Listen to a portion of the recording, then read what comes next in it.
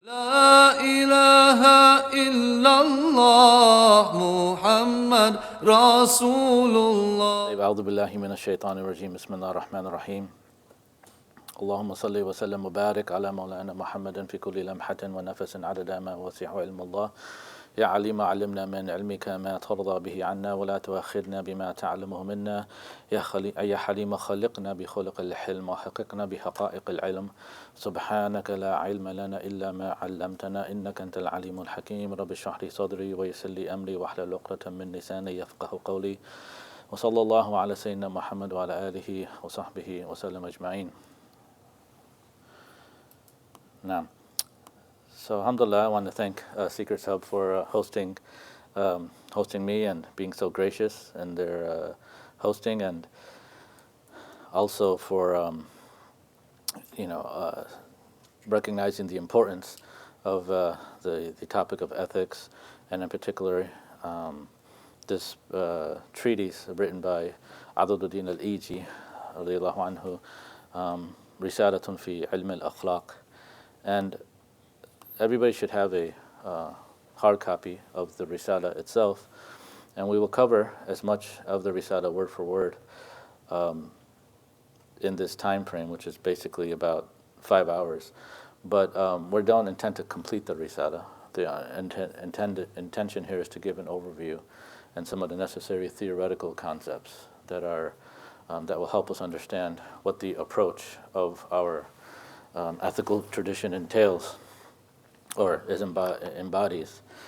And we'll focus, so regarding, in light of that, what we would like to do today is we want to kind of just, before we start to read the text, we want to get into understanding our current condition that we're in ethically. What is the top, how do people approach the issue of ethics in the Western world, and this is the context in which we're living in, and this is the context which we are highly impacted by. So, what is the current state of ethics now? And the key term to leave with is that can describe the condition of ethics, as mentioned by many moral philosophers, but the main interpretation I will be taking from is from Alistair MacIntyre. He's a world-renowned philosopher, and he went through various stages in his life, from being a Marxist at certain stages, but now he's considered he's a Catholic Thomistic philosopher, and so much of the interpretation of our times and of the current state of ethics philosophically, I'll be sharing is from his work, and in particular a work called After Virtue. It was a work written, if I recall, in 1981, and he's a very influential philosopher, very profound individual as well, and he's written a lot on the current state of ethics in modernity. And I highly recommend his work, and much of what I'll be taking in this part of the program today has to come from his works, in particular After Virtue. And so the key word that he uses, and others as well, to describe our current state is an approach to ethics is that of emotivism, right? I think it's the third term and bullet point. So the emotivism is something that we should leave with, and shortly we'll explain what emotivism is and what it entails. But this is a key word to take from today's this session in particular. And when we talk about ethics, at least in the West, there's 3 levels in which ethics is discussed, and it's important to distinguish those 3 levels. First level is what's called meta-ethics, and it's very broad.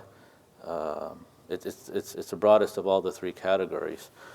But meta-ethics entails or deals with those questions of ethics, such as what's the origin of the terms good, bad, what qualifies as a moral statement, what's the ontological status of good and evil.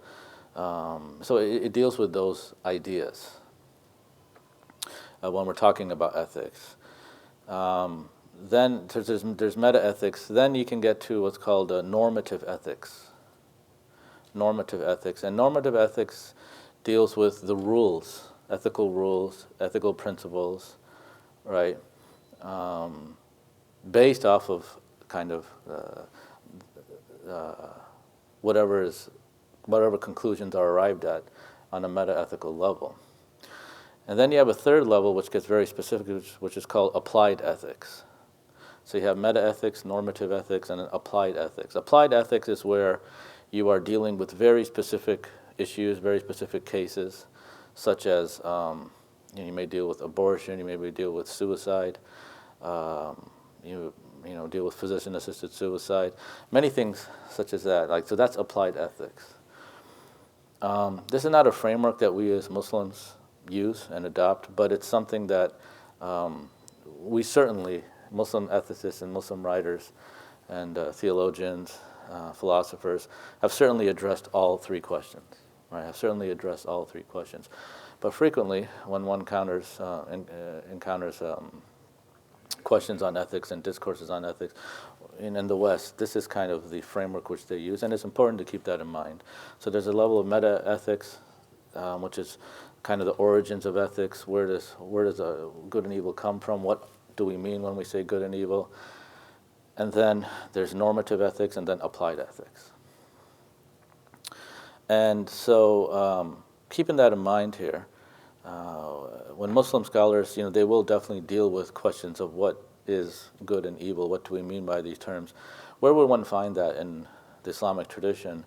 One would find that in books of usul al-fiqh, interestingly enough. Books of usul al-fiqh, one would find discussions of good and evil. That doesn't mean that one would only find them in books of usul, but a major topic in usul al-fiqh is what do they mean by the terms good and evil, or in the Islamic tradition they'll say al-husn wal-qubh. Something is hasan and something is qabih. So that's an usul al-fiqh.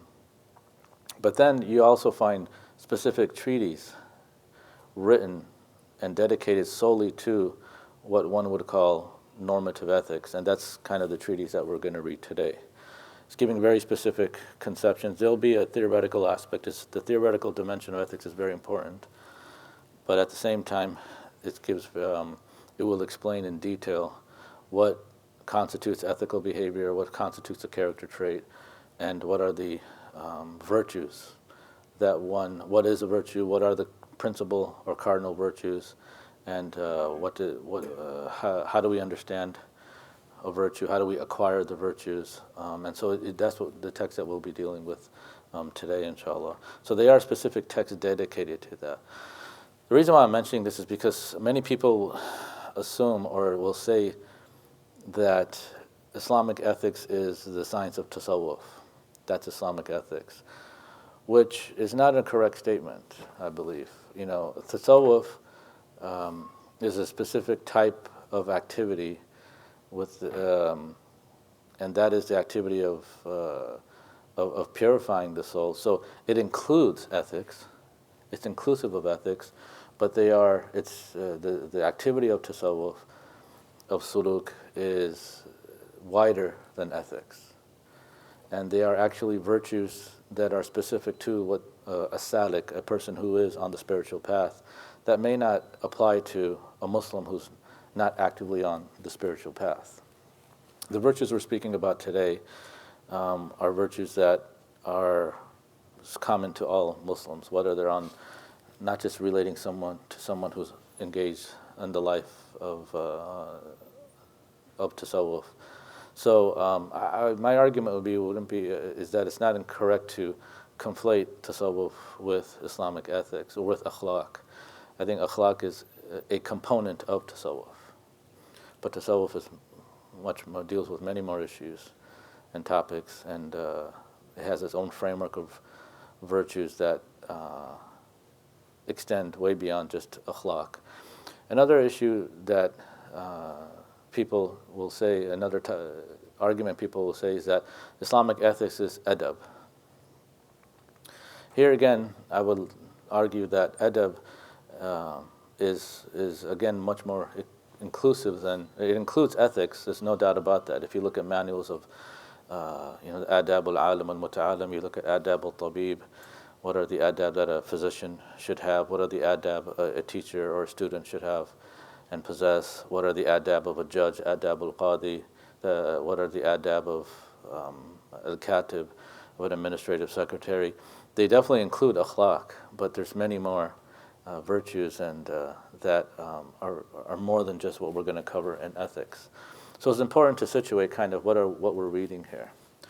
And so I wouldn't conflate akhlaq with adab, and I would not conflate akhlaq with tasawwuf. I think both of those disciplines or both of those ideas include akhlaq. Akhlaq is a component of those, but not it's not the entirety of those two enterprises. So what we're dealing with today, so that hopefully will, and we'll give a definition of what does ilm al-akhlaq, what is the subject matter of ilm al-akhlaq. We'll come to that inshallah after our introductory session here. So, in general, Western frameworks, in general, they are philosophically speaking two understandings or two approaches to ethics, and what we're speaking about here really is from the 18th or late 17th century, 18th, 19th century onwards in the West. We're not speaking in the 14th, 15th, or 16th century. So if you the two general approaches of what they would call cognitivism and non-cognitivism. So there's, and this is what we call two broad families of ethics. And how do you make the distinction? Well, if you were to say, if you were to take an ethical statement such as lying is wrong, right, or murder is wrong, if you were to take this statement, what type of knowledge does this statement impart to us? What is the statement telling you? Lying is wrong. You should not lie. Here, so this is a qadiyya, right? This is the proposition, right? You have lying and you have wrong, right? And you are establishing a nisbah between the two, and you're affirming that lying is wrong. So there's an affirmation between lying and wrong that you are establishing here. This is standard logical proposition here, a qadiyya. So what's being stated? What is that telling us, right?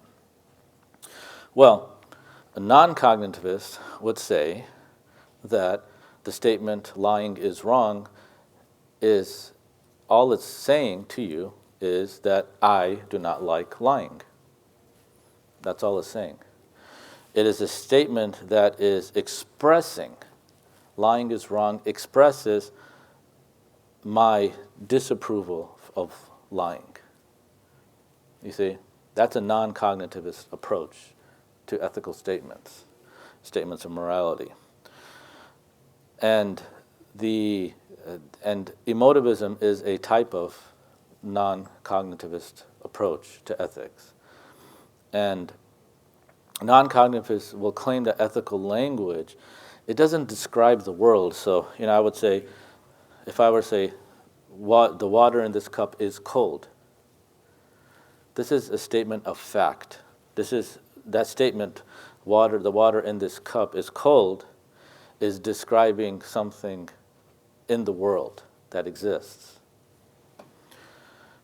There's water, I'm affirming coldness for this water. A non-cognitivist would claim that saying lying is wrong, it's of a fundamentally different ontological statement than saying the water in this cup is cold. The water in this cup is cold is describing something that actually exists. Saying lying is wrong is describing nothing that exists. It's not descriptive of reality. It's not a fact. All right, so that's the approach of a non-cognitivist. What is that statement saying then?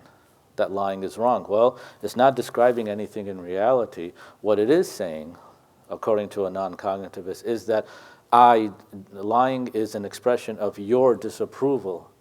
Lying is wrong is an expression of your disapproving of lying. That's all it's saying. And hence,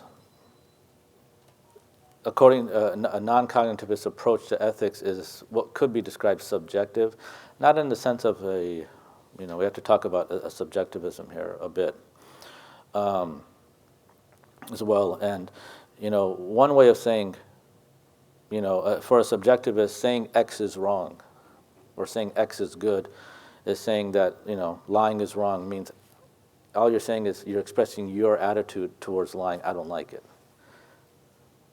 And saying that giving in charity is good is saying I like charity. That's all you're saying. It's not describing anything in the world. Hence, you can't say, if this is true, based on the non-cognitivist approach, saying lying is wrong, if I can say, like what's the consequence of this distinction? If I were to say, well, the water in this cup is cold, I can actually assess, is this statement true or false? Because it's describing something in reality. I can say, is this something true or false? But the statement, lying is wrong, can that be true or false? According to a non-cognitivist, the answer is no. That brings up a lot of problems for ethics then. If you can't say an ethical statement is true or false, it brings up a lot of problems for ethics. And hence, if an ethical statement on the non-cognitivist approach is not susceptible to being true or false, it excludes it from the category of facts. So there's no such thing as an ethical fact.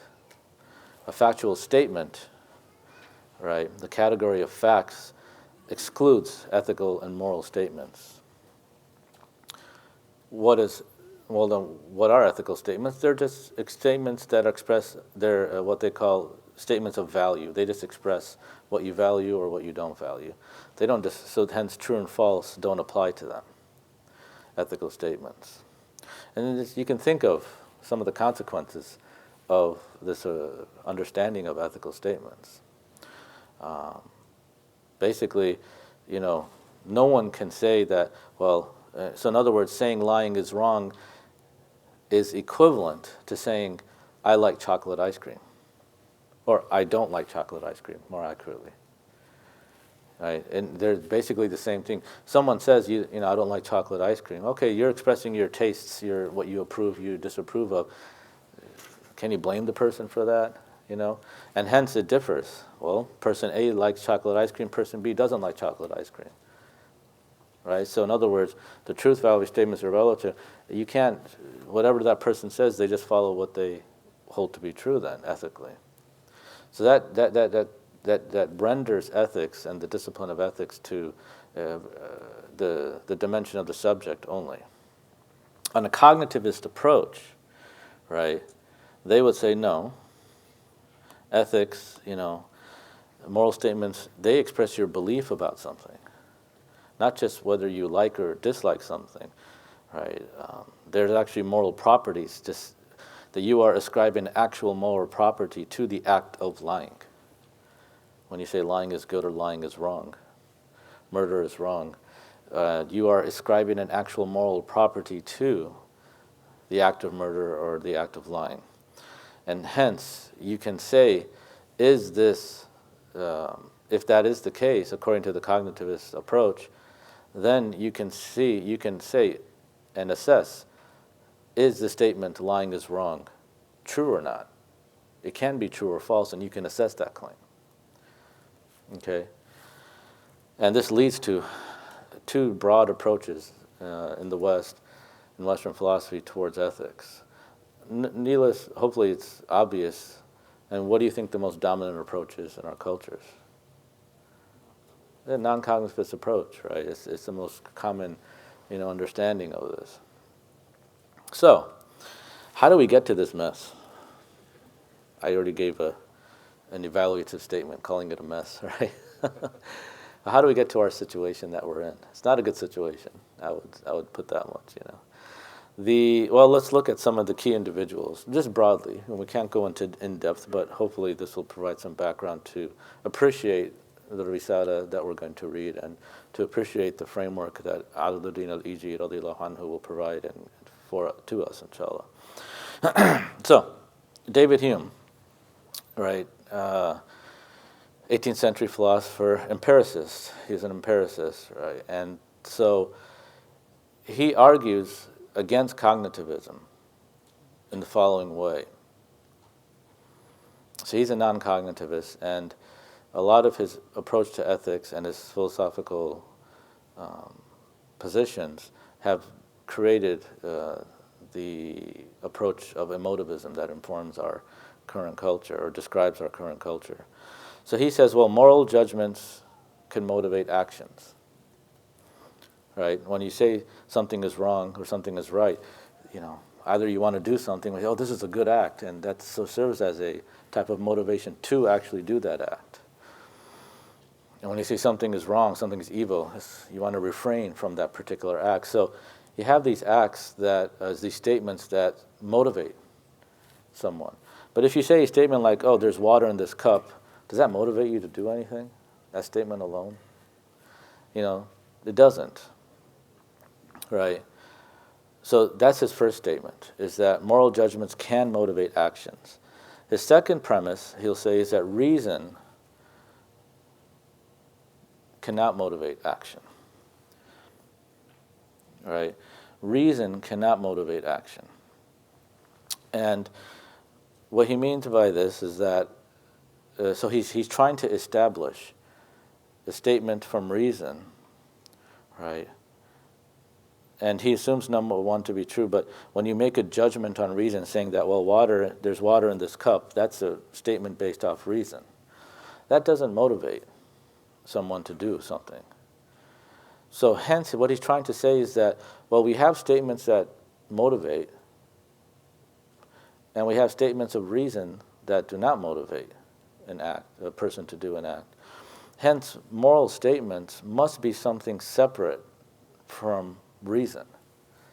In other words, the grounding of these morals, of these type of statements, of moral statements which motivate, it can't be reason. It can't be the intellect, right? It can't be reason. It has to be something else. And therefore, he makes the conclusion that, okay, moral judgments are not equivalent to judgments of reason. Because if they are of a different category of judgments. So he's separating now reason and morality. Is that clear, how he's separating this? And he's using the distinction that moral judgments do motivate and can motivate, whereas statements of reason do not motivate. And so he makes this argument, and this is something that he insists on, like this is a particular syllogism that he insists on. And so where do moral judgments reside then? What's the basis of our moral judgments if it's not reason? Well, he'll say it's desire. That's why, and so moral judgments are grounded not in reason, but they're grounded in desire. And hence, when you say, when you make a moral statement where you are expressing your desire, you're expressing and a moral statement is in actuality an expression of your desire, of your feeling. This is the non-cognitivist approach, exactly. And you can think about a lot of, I'm sure each and every one of us, not some of the younger ones, have gone to university at some point of our life, and think about, a class, or think about the debates and arguments that you've experienced on campus. Think about a lot of the current debates that are being conducted. Look at the state of ethical discourse. Are they really talking to each other in a not reasonable, but in a manner that's grounded in reason? Or are they just stating their position? And, end racism now. Yes, we would agree with that. But when you speak to people about why should we end racism now, what does this statement mean? It kind of, many people aren't able to argue based on reason, judgments, based on reason of why we should end racism. Or when people are expressing why we should be acceptance of their identity or their sexual orientation or things like this, if you look at the transgender movement, for example, and the arguments for transgenderism, when you start to logically and based on reason engage and have a discourse, get into a dialectic regarding this position, it doesn't go very far, because most of the time it's just expressing it comes down to what David Hume was speaking about, their desire. They're just expressing how they feel about this issue, right? And you can probably go to, well, because it's unequal or it's not expressing equality. You can go to maybe one premise back or possibly even two premises, but then after that it just kind of stops. When you talk about what's your notion of equality, well, why should equality? Well, why should freedom be the principal virtue or the principal ethical concern instead of equality, or instead of, and can you have freedom and equality together, right? Can you, all of these things, and you start to speak at that level, then the conversation kind of stops. Well, why? Because most of the time when they are expressing their political positions, it's usually an expression of how they feel and their desire. That's the argument I would make. Hopefully, let's see if we're right or wrong on this. But that's what it seems to me when I look at and I pay attention and read a lot of the arguments and written by individuals. That seems to me what the case comes down to. And there's certain things that you can't question anymore. And if you even ask the question, merely asking a question automatically implicates certain things about you, and therefore that path of investigation is closed off. And you can't, you just have to assume that the premises are true. You can't question the premises anymore. And a lot of times I believe the reason is because once you open up the doors to questioning those premises, it's very difficult to establish them and to provide evidence for them. Especially if you want to provide evidence in commensurate with their enthusiasm, right? Behind supporting certain these premises. But, we can talk about this more, inshallah. But a consequence, so the splitting or the grounding now of ethics, this is all from Hume onwards, right? The grounding of ethics now is not in reason, it's in desire.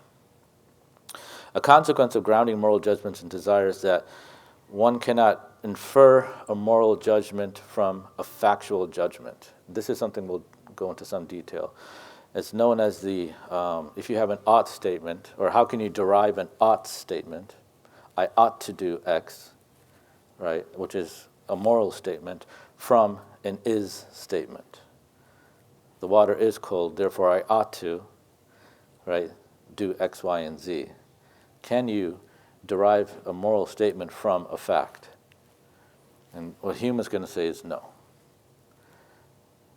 He's going to say no, you can't. You cannot derive a moral statement from a factual statement. Well, why? Well, one is grounded in reason, a factual statement. The other one's grounded in desire. There's no relationship between the two. You see? So you can't. The relationship now between reason and desire and moral statements, between a statement, an is statement, and an ought statement has been broken now, that relationship. So this is known as the fact-value distinction. How many people have heard this before, fact-value distinction? Good. So it's not totally unknown to us. And many times you just know about these things. You do, because we live in a culture we can't be protected from these type of things. We may not know the term fact-value distinction, but unfortunately you'll probably think in this way, not knowing so. That's okay though. So this has been the state of ethics for some time. But then an individual named Immanuel Kant, who hopefully you've all heard of, he comes along and says, this is not working. to, he sees the problems with this. He says, no, this is not working. So he's going to try to argue now that, no, we can ground ethics in reason. Of course, he has a major project to provide reason its proper place in his work, The Critique of Pure Reason. Very important work in Western philosophy. Kant is by far one of the most influential philosophers of our times. So he's going to say no. He's going to argue contra Hume. He's going to make an attempt and argue that to establish morality, establish ethics in reason itself. And what he's going to conclude is that if it is, because according to Hume's scheme, ethics now becomes, there's nothing that can bring us all together. Because if ethical statements are just statements where you're expressing your feelings and your desires, well, you have your desires, you have your desires, and they're all different. And hence ethics and morality is different for everybody. And this leads to kind of a subjectivism or a relativism, right? A sort of relativism.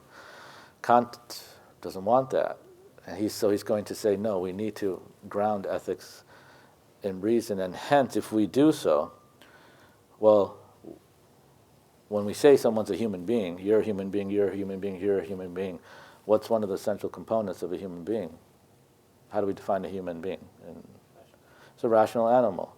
You ground ethics in rationality, well then, now ethics can be the same for everybody. Why? Because everybody has reason.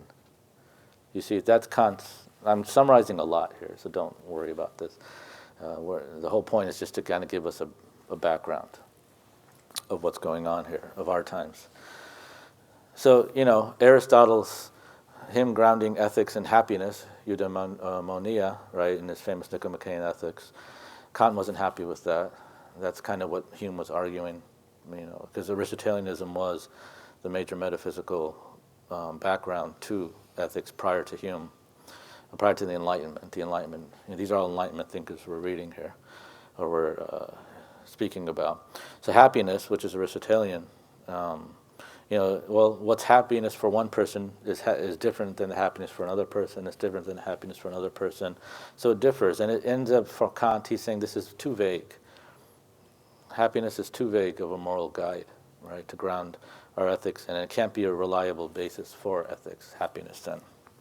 Well, Kant is going to say it's practical reason, or we have to look at. We have to look at practical reason, and that can serve as a reliable source of ethics. And reason will provide maxims, which are universal, and this is important. So what is an ethical statement? When can a proposition qualify as an ethical proposition? For Kant is that it has to be a universal, and this is one of the key characteristics that for Kant, an ethical statement has to be universal. This universalizability is a test for whether a statement can be an ethical statement or not. It has to be categorical. I'm sure we heard the categorical imperative.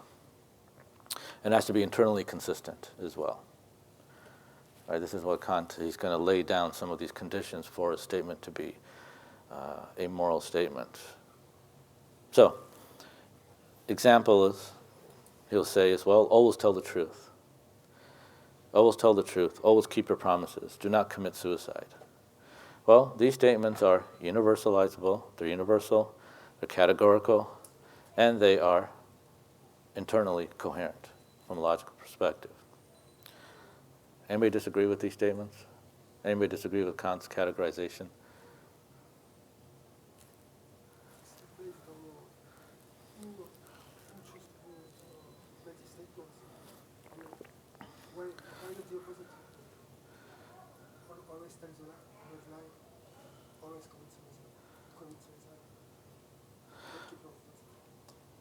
So what you're saying is, well, why not the opposite of these statements?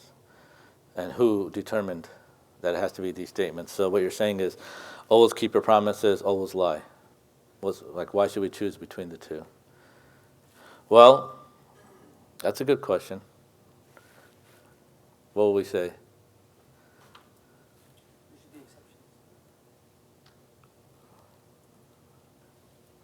There'll be exceptions too? There should be exceptions to his universal, for his imperatives, there should be universals. I mean, there should be exceptions to always keeping your promises. There should be exceptions to... But then they wouldn't be universalizable, right? They wouldn't be universal. If there are exceptions. So for Kant, that wouldn't. For him, always keep your promises.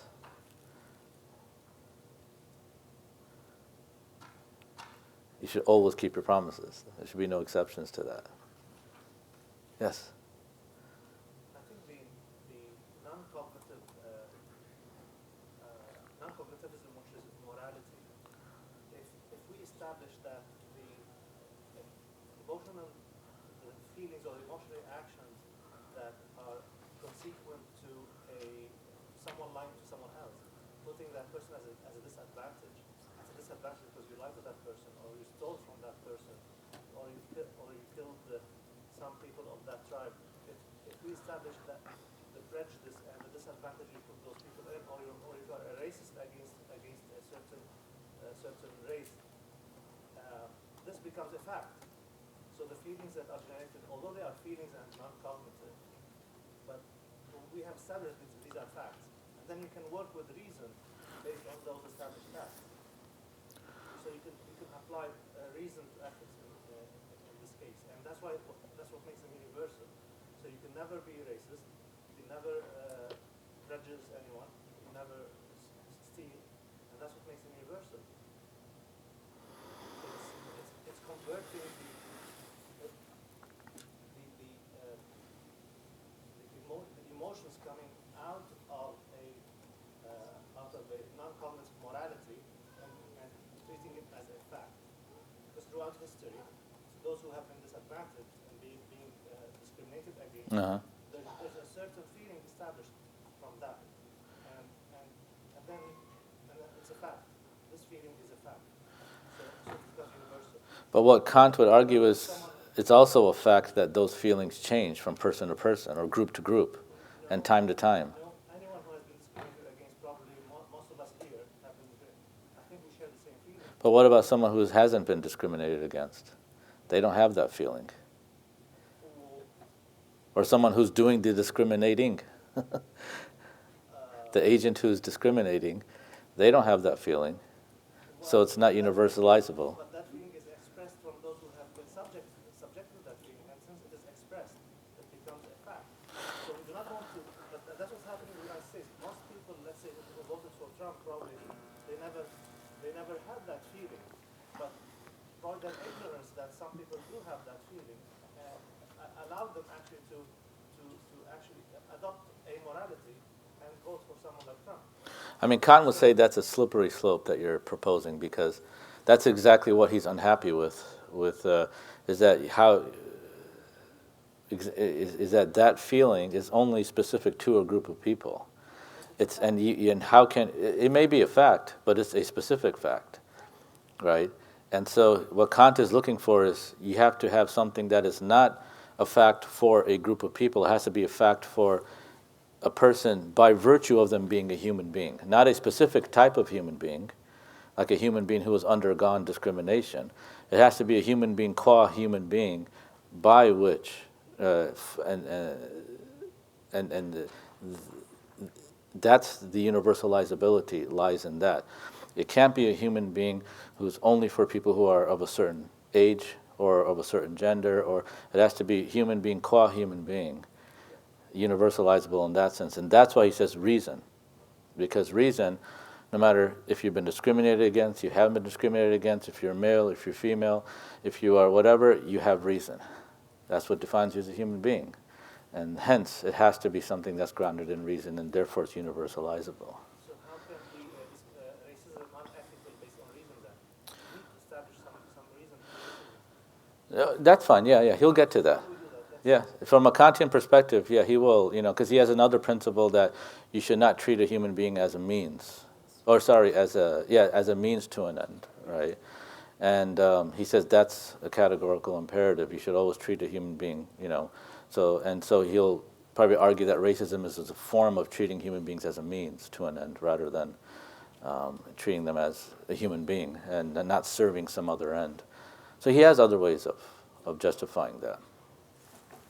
But I think the point that we have to understand is that it cannot be grounded in just people's feelings or desires, because then it's just not universalizable anymore. That's a problem that Kant is trying to argue against. Well, we'll take some time. I hope you're. But I think the point that you shared, I just want to stress this. What's the problem with Kant, though? Nietzsche and others, and will say, or Alistair McIntyre brings this point up too.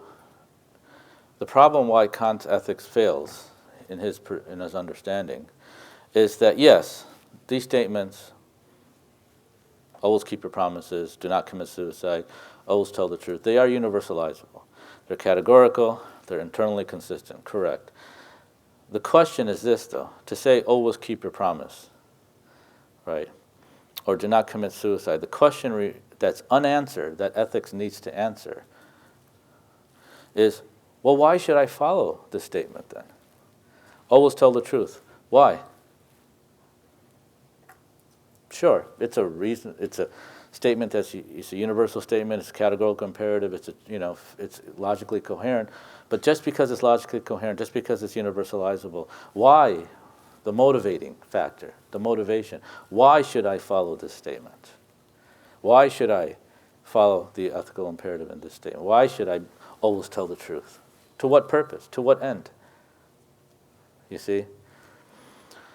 And this is something that Kant's ethics has, this is one of the short-sightedness of Kant's ethical project. He's going to ground it in reason, but then he fails to provide, his ethical theory fails to provide motivations and purposes for following these rules. And it kind of functions in the same way. Well, okay, this water is cold. Okay, so what should I do after that water is cold? Or you should not, or the question is, you should not tell a lie. Well, then the question is, why should I not tell a lie? Kant's ethics then is not able to answer that. In fact, his answer will be, well, because it's a universal statement, it's logically coherent, and it's categorical. Well, that's not sufficient for a reason to motivate me to follow this proposition here and implement it. All right. So, this is the key thing with Kant. So he's trying to argue against Hume, grounded in reason, but ultimately his project will fail. Now keep in mind, I'm saying these statements, but these aren't, these are major philosophers here. It's not easy to just argue against. I'm just kind of presenting, as I say, the khulasa, the upshot of what books and books and books have been written on this topic. To understand Immanuel Kant's philosophy alone itself he's very difficult. He has his own madhab. He has his own terminology, and it takes a lot to study his works. But these are the statements of the great philosophers who have mastered his works and who have engaged in Kant and Kantians and looked at the decades of thought afterwards and the implications of his thought. So they've concluded, certain individuals who I believe their argument, Kant's ethical philosophy fails to provide motivations to acting ethically. So it just identifies what he considers to be an ethical judgment. Okay, this is an ethical judgment, this is not an ethical judgment. He's given a criteria for that. The main question is, well, why should I follow this particular ethical judgment? There's no motivation, there's no answer provided to that question. All right, so, Nietzsche comes after, and he sees the Enlightenment project and the failure of the Enlightenment project. And he grounds ethics in the will. The will to power is a very important Nietzschean concept. We won't get into that. That takes quite a bit of unpacking. But he grounds it in the will. And again, it's not, and then the question comes down to is that, well, the will of each individual. Ethics is really a masking of people's desire to gain power, right, in a Nietzschean understanding of this word. But nonetheless, what we're left with throughout this brief historical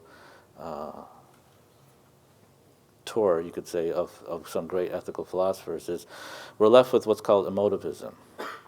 And here's the definition of emotivism, is that emotivism is a doctrine right? That all ethical or all evaluative judgments, and more specifically all moral judgments, are nothing but expressions of preference, expressions of attitude, of feeling, insofar as they are moral or evaluative in character. This is what emotivism entails. It kind of captures this non-cognitivist approach to ethics. So when I say, when I say racism is bad, it's wrong, all I'm saying is, boo for racism. I'm not expressing anything about the reality. My statement that racism is wrong is not expressing anything of the reality of racism. I am not actually predicating wrongness or evilness to racism, according to this philosophical approach. All I'm saying is, all this statement is saying, the meaning of the statement is that I don't like racism. Boo. Racism I don't like it. That's all. When you say something is right or wrong, you're just expressing your feelings or attitudes. In other words, moral statements are merely statements of how one feels, right? They are not factual assertions. They're not factual assertions. So to say murder is wrong is only to say, I don't like murder. Okay, you don't like murder. That's the same thing as saying, I don't like, certain types of food, right? This is the emotivist culture that we live in right now. This kind of pervades secular modernity. And so this is where we're at. Well, what's the solution to all this? So the solution here is we need to kind of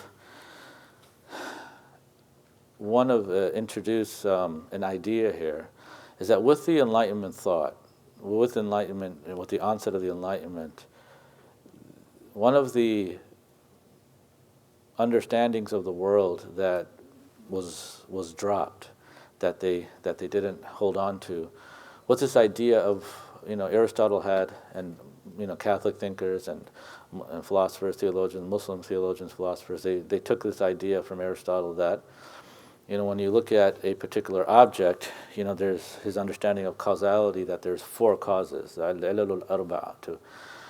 You have the formal cause. So when you want to build a statue, you have the form of the statue. It's called the formal cause, like what the statue should look like. That exists in the mind of the person who's going to build the statue. You have the material cause, and those are the actual substances and materials that the statue is made out of, bronze, and whatever metals or whatever, materials you're going to use to build the statue. That's a cause for the statue to exist. Then you have the efficient cause. The efficient cause is where a person actually building the statue, right? So the formal cause is in the mind of the statue builder.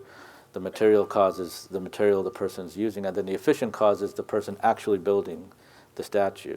And then you have what's called the final cause.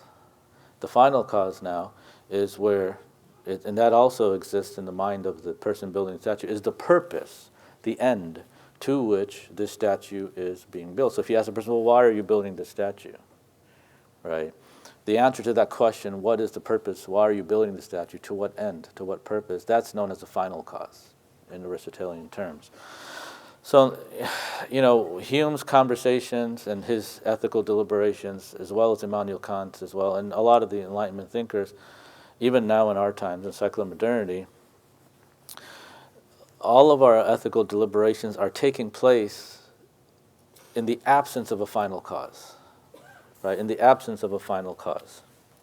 There is no final cause that exists. The understanding was called a telos, right? It's teleological thinking of purposes, right? It's not acknowledged in secular thought, and especially final causes. Like, what's the ultimate purpose? What's the final purpose of things?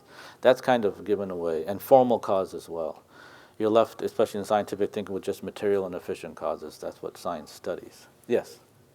That discussion takes out of the formula what utilitarianism introduced in terms of the consequences of things.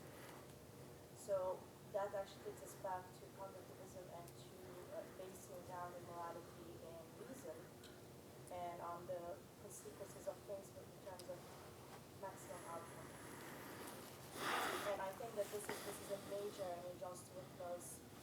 Yeah. It's a major movement that impacts the way we, at least the West and governments is shaped. Yeah, the idea of assessing, like the greatest good for the greatest number of people. They are, yeah, that's also, that's missing from the story. I mean, we didn't want to go through everybody, but, that even that type of thinking as a major ethical theory, as the ethical theory, the problem with that is, again, many people differ what they consider to be, the greatest number for who, and what is considered good. So you have to ask those questions. Well, when we're considering, well, let's do what's good for the greatest number of people. Well, what is good to begin with? And it's usually reduced to what brings about pleasure or pain. Right? Those acts that will, and so again, you're grounding it in a type of desire, pleasure and pain. And so that kind of goes into a non-cognitivist approach. It has elements of that, where saying something is good is just saying this brings me pleasure, and therefore we should do it because it brings about this act A will bring about the most pleasure for the greatest number of people, and we should not do act X. Why? Because it's something that brings about pain for the greatest number of people. So again, this pleasure and pain is being grounded in desires and feelings rather than any type of. So it's I would say it's a non-cognitivist approach on that. Allahu Alam. Yeah, it has elements of that because there's definitely a reasoning, a practical reasoning. There is that is taking place. There's no doubt about that. So it does contain elements of both, and one could argue that. I would say so. Yeah, it's a very good point. So if all of this is taking place with in the absence of a final cause, this type of teleological thinking, well, this is what produces this fact-value distinction. This you cannot deduce or infer an ought from an is. So let's go spend a little time on that. What do we mean by the no ought from an is problem? Well, let's give a quick example on this. And here we're saying that premise A is, an example of this problem is humans die if you electrocute them. Well, that's a fact, right? Premise B, Susan's a human being. Conclusion, therefore you ought not electrocute Susan, right? So, okay, in this case here, premise A is a fact, right? Electrocution kills human beings. Premise B is a fact. This person named Susan, she's a human being. Those are facts. How can you conclude? The conclusion here is, therefore, you ought not electrocute Susan. How can you conclude that from those two premises?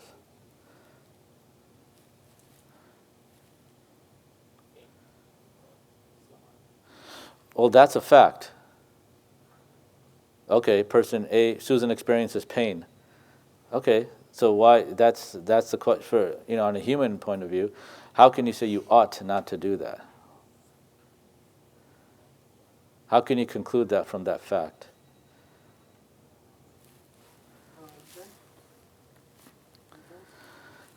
Well, for Hume, you can't. That's his argument, right? He'll say you can't. All right, that's an example. It's called the naturalistic fallacy too, and things like this. So this is just to kind of give you a conception of what the problem, the ought is, the fact value, the no ought from it is problem is, right?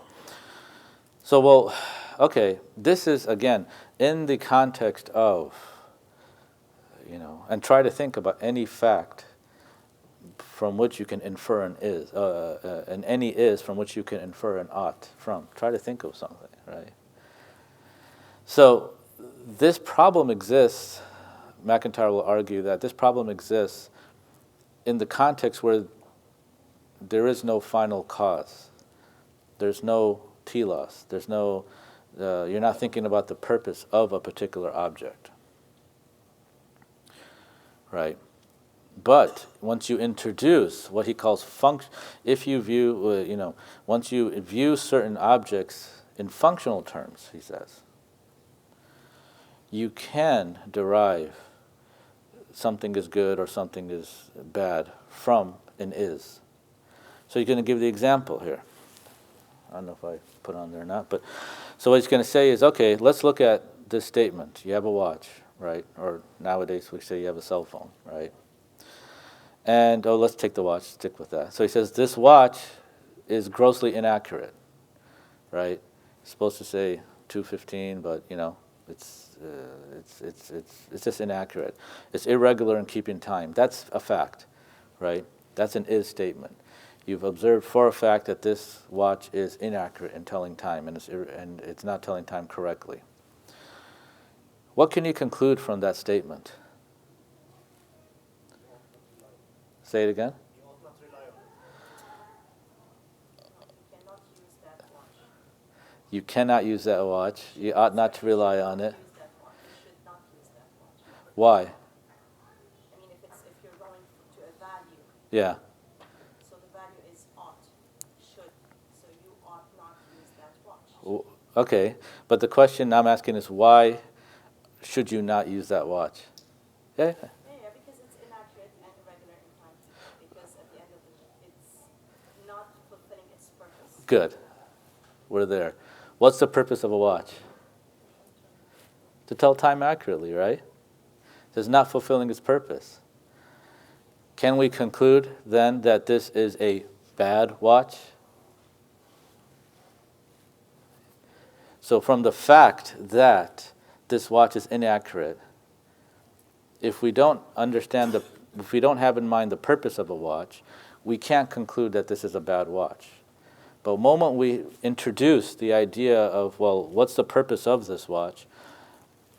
A good watch, meaning a watch that has the qualities of that we want to instill in it, which is one of those qualities is to tell time, not just tell time, but to tell time accurately, right?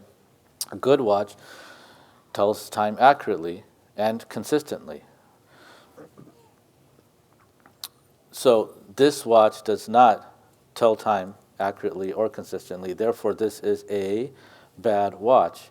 In light of, we can arrive at that conclusion the moment we keep the premise or the purpose of a watch in mind. You see? And then we can actually make this conclusion that this is a bad watch. Or, and now once you think of things in terms of their function, just functional terms, right? And this is something that Aristotelian syllogisms actually do not allow for. So when you study logic, when you study Aristotelian logic, something that, this wouldn't meet one of the forms of a valid syllogism.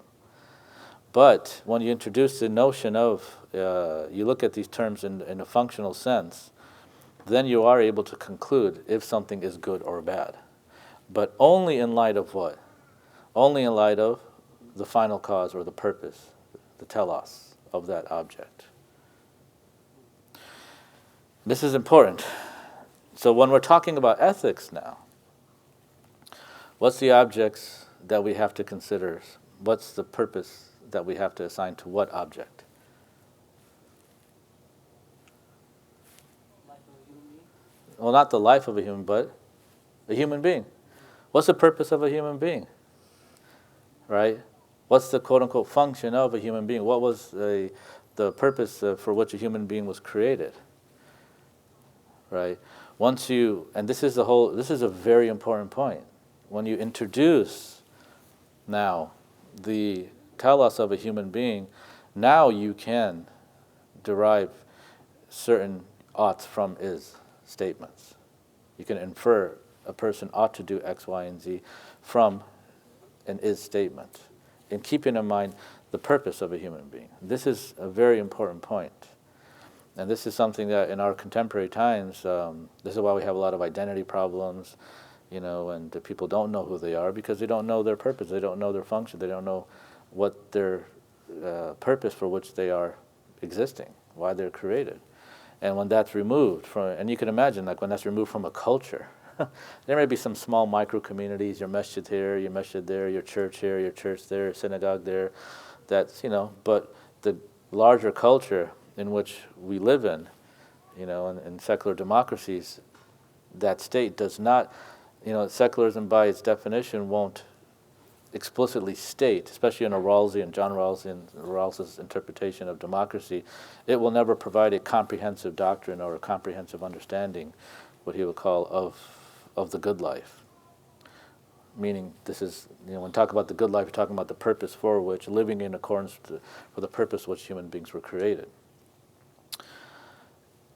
And so this is important. So, democratic societies, we live in this type of culture, and we need to recognize that. And it causes a lot of problems. But when you live in mosques, we have those purposes, like in communities such as SeekersHub, where, we understand in general, if not in particulars and specifics, what our general, we agree upon a purpose for why we are created, and coming to a place and coming to masjids and forming those communities. In a community meaning what? What do we have in common? Well, not just that we're human beings, but we're human beings who agree, we share the same vision of the good life, and we're living in accordance with that vision. That's what we should, at least I understand, saying we live in a Muslim community. That's, the word community, what's common, is that we all share in the same vision of the good life. Even though in our greater societies may not have that vision, they may not share in that vision. And it's a challenge, right? How do democracies allow for people with different visions to, or no vision, to live together? This is a big problem that people are trying to solve. So, in what we have now, let's look at ethics. So McIntyre says it very nicely. You have human nature as it happens to be. Human nature as it happens to be. I don't know if you could see that on there. Is it clear? Or?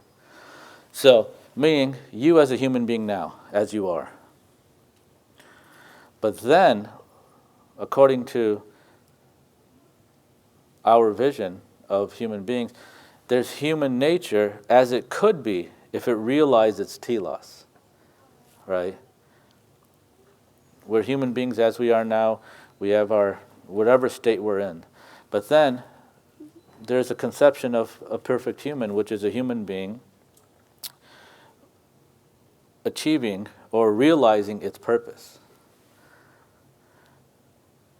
Ethics now, the subject matter of ethics, an ethical principle, the purpose of ethical principles, we won't get to the subject matter yet, we'll talk about that next. But ethical principles, ethics, is a science which will allow us to move from our state as it is, as it happens to be, to our state when we realize our telos. That's what the ethical project is about. It's about allowing us to achieve our telos. And those rules and ethical principles and the ethical life is the life of realizing our human telos. And keep in mind, the telos of cats is different than the telos of dogs, is different than the telos of human beings. Like each created being, each, as in Muslim understanding theologically and philosophically, each category has its own perfection. There is such a thing as a perfect glass, right? There's such a thing as a perfect circle, and there's such a thing as a perfect human being, right? And so the whole ethical project is, those are the rules and principles which we could employ to realize our true nature, which is our true telos. What the Enlightenment did was to keep the bottom part, human nature as it happens to be, and it kept the ethical principles as well, but it cut off the top part, human nature as it could be if it realizes telos. And hence now you got, in other words, those ethical principles only make sense in light of the telos of a human being. Outside, once you cut off the telos, then the ethical principles don't make much sense anymore. And hence you're led into a lot of these problems that Hume was encountering, and that Kant was encountering, and Nietzsche, and that we are still encountering in our greater culture here. So that cutting off of the telos, of human telos, right, that cutting off of that has left us incapable of making sense of the ethical principles that we just inherited from our previous cultures and previous societies. And all we're left with is human beings as we are, and just a bunch of ethical principles which we kind of want to it kind of seems weird, to allow uncomfortable. There's a sense of uncomfortableness to say, oh, we should just, lying. Yeah, sure, we could lie. We don't want to throw away these ethical principles. Murder, theft. You shouldn't do these things. We don't. We feel uncomfortable, and rightfully so. But how do you make sense? How do you justify these ethical principles? We're at a loss, and everything that's been proposed has been unsatisfactory, and it fell apart at a certain point in time. And what many thinkers and what we should be aware of, and if you look very interestingly enough at all of our ethical treatises and by our ulama, they always, the first thing they talk about, and when we look at the subject matter of al-akhlaq, it has to do with the perfection of human beings, as human beings. It's brilliant. It's really brilliant. And then it saves us from a lot of these problems that we've encountered in the West. All right. I can take some time for questions. There's some more I wanted to go over, but that's okay. We'll save that for another time, inshallah. But if there are any questions, I can take for like 5 minutes and then we'll go. Yeah.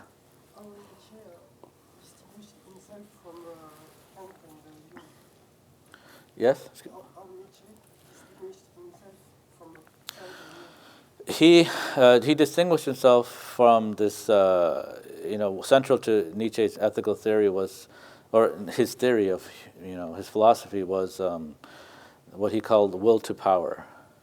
So everything, theology, the rules, law, ethics, our motivations, all of our statements mask this will of human beings to power. And he doesn't necessarily mean, or he doesn't limit his notion of power to political power, but power, in his understanding. It's important. It's not a vague concept, but at the same time, it's a very involved concept. Nietzsche's notion of power, and he says ethical statements are really masking. When he say X is wrong, it's or X is good. I should do X. It's just saying that it's expressing your will to seek power. In doing that, this will allow me to seek power and to actualize power. That's all an ethical statement is saying. That's kind of in a nutshell what Nietzsche is getting at. But and we're kind of living in his legacy. We're living in all three, legacy, and there's other philosophers too, as the sister mentioned. But at the same time, Nietzschean philosophy is very we're living in his legacy a lot in our times. Yeah. Yes. Is this the philosophy behind the end justifies the mean, which is if the human wants to reach power or achieve power, it's okay to do it at the expense of other human beings? Is this the philosophy behind it? No, this is not the philosophy behind that. Yeah. The end justifies the mean. What? Yeah, that's like what we're talking about here, like Hume, Kant, and Nietzsche. That's not the philosophy behind that statement. Yeah. Okay.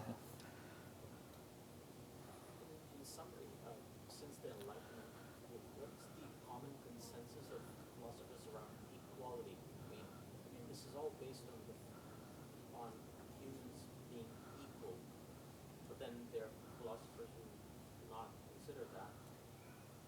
So just to get an idea. Could you clarify, like? In the context of this philosophical theories, what is the common consensus on equality of human as a human being is equal? Well, for Nietzsche, that's the whole thing. Human rights, it's just a fiction, right? And much of human rights and equality that has basis in Enlightenment thinkers. But for Nietzsche he's not happy with the Enlightenment. He argues against it, and he's saying it's a failure. So for on Enlightenment thought, yes, you have natural rights, you have human rights, and this, which is much of what the world politically, functions with and takes seriously. But for Nietzsche, he would say this is a fiction. You don't have a human being. How can you have human rights without when you've lost the purpose of human beings? You don't know what a human being is anymore. You just have human beings as they are, not as they should be. which rights and laws, are based on, and the conception of rights. So if you have no proper conception of a human being, how can you develop a proper conception of human rights when the first part of the phrase is unclear to you? That's how Nietzsche would, approach that. Yeah, he would find it problematic, of that. I hope that answered the question. So, yeah, yes. Isn't Aristotle a functionalist? He says that the purpose of a human being is to achieve eudaimonia. Yeah, absolutely. Yeah, Aristotle is. So, and remember, like the Enlightenment thought wanted to do away and get rid of Aristotelian metaphysics. That was one of the things that. So yeah, Aristotle. This is Aristotelian in some sense, in a major sense. In the idea that Aristotle, when he talked about Nicomachean in his book Nicomachean Ethics, the first chapter on this, he starts establishing that, well, what is the goal of a human being, and so for him, ethics is eudaimonia is the idea of a human being flourishing, being that a complete human being.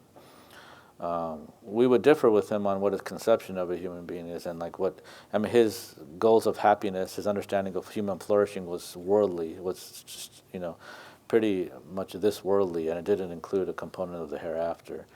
Whereas for Christian theologians and philosophers, or Muslim theologians and Jewish as well, their understanding of happiness or sa'ada is definitely focused on the hereafter.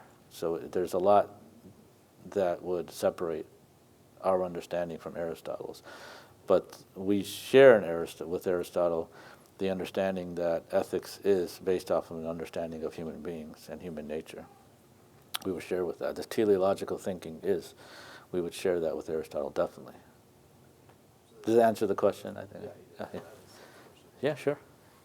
So then doesn't that mean, provided he establishes eudaimonia as the final cause of human being, the function of human being, then wouldn't that be... Well, he wouldn't say that's the final cause. He would say eudaimonia is a human being living in accordance with their final cause.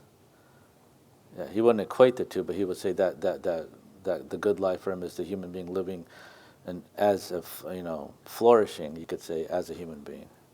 Yeah. Isn't that a universal categorical eternally consistent principle? For Kant, no, because what is flourishing? What does flourishing entail? And he felt it was too vague. Yeah. No, Kant, he wasn't happy with Aristotle's notion of that. That's why he had to ground it in reason. Yeah. It's interesting, to see Kant's critique of Aristotle. Yeah. Any questions here? No. It seems to me that Thrasymachus in Republic, he would have agreed with Nietzsche when he said might is right, without the crudity and... Yeah, although, he's not, Nietzsche doesn't have solely in mind political power, but that is the motivation for human beings, whenever they will to do something, it has to do with this will to power, yes. He would have a lot of, he would find sympathy with him. He would find much there to agree with, yeah. I would agree with that statement, yeah.